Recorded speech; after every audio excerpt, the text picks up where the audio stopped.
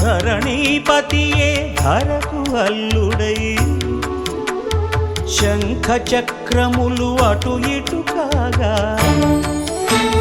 ధనుర్బాణములు తనువైపోగా సీతాలక్ష్మణ సహితుడై కొలువు తీరె కొండంత దేవుడు శిలగా మళ్ళీ మలచి శిరమును నీవే నిలచి భద్రగిరిగనను పిలిచే